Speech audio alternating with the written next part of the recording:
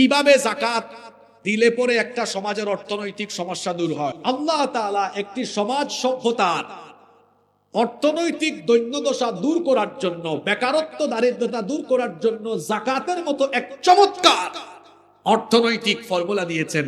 কিন্তু আপনাদের দেশের লোকেরা যেভাবে জাকাত দেয়, 100-র মধ্যে 98 জন লোকের জাকাত দেওয়া হয় না।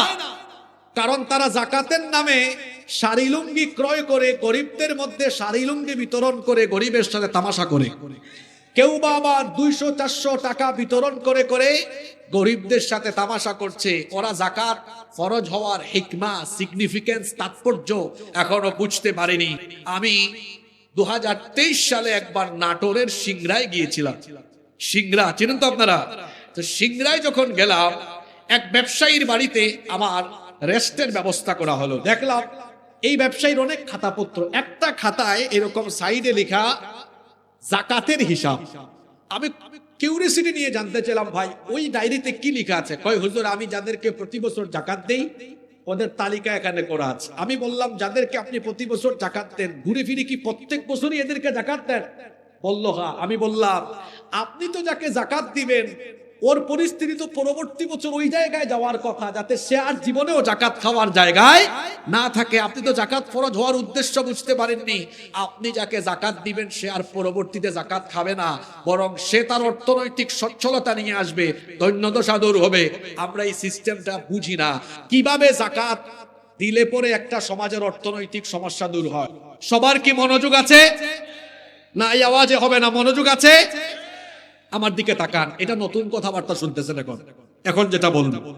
মনে করেন এই চান্দলায় এখন এই মুহূর্তে মঞ্চে আমরা যারা বসে আছি, আমরা এখানে যারা আছি, আমাদের যাদের উপর নেশাব পরিমাণ মাল আছে, আমাদের যাদের কাছে জাকাত ফরজ, আমাদের কয়েকজনের কাছ থেকে জাকাতের টাকা এখানে আমরা এক জায়গায় এই টেবিলের উপর জমা করলাম।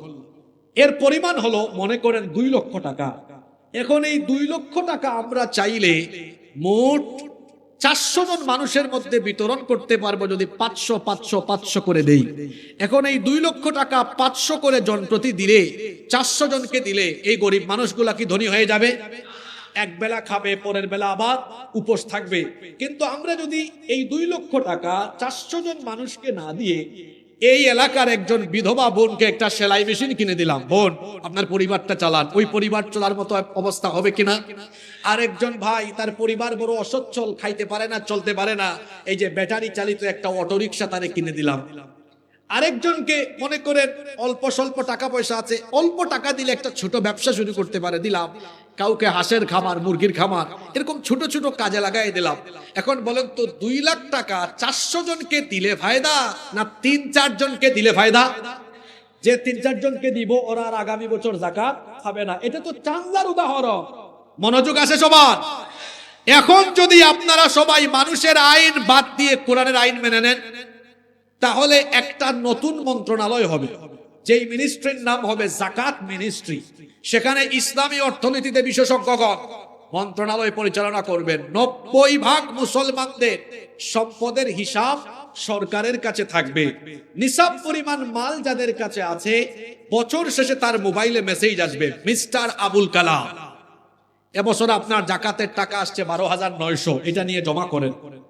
আপনার সংশ্লিষ্ট পার্শ্ববর্তী অফিসে নিয়ে দেন।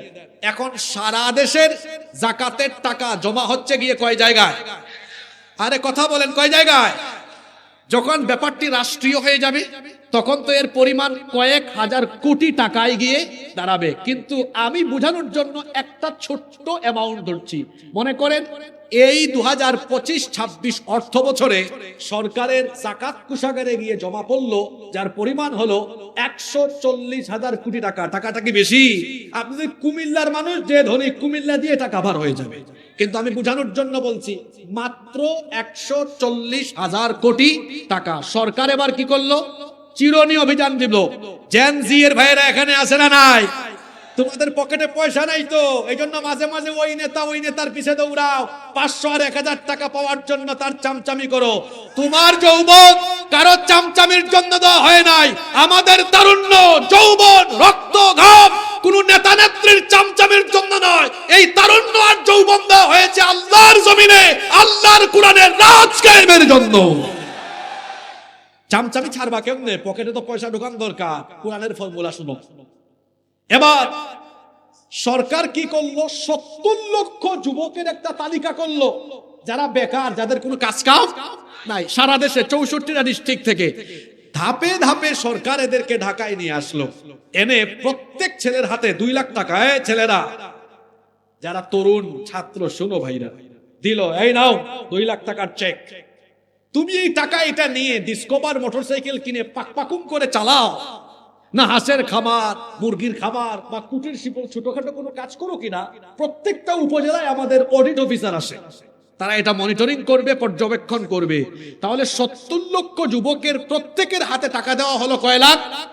ক্যালকুলেটর মারেন, 70 লক্ষ গুণ 2 লক্ষ সমান 140,000 কোটি টাকা। এই ফর্মুলা আমার না, ফর্মুলা কার? জোরে বলেন, ফর্মুলা কার? আল্লাহর।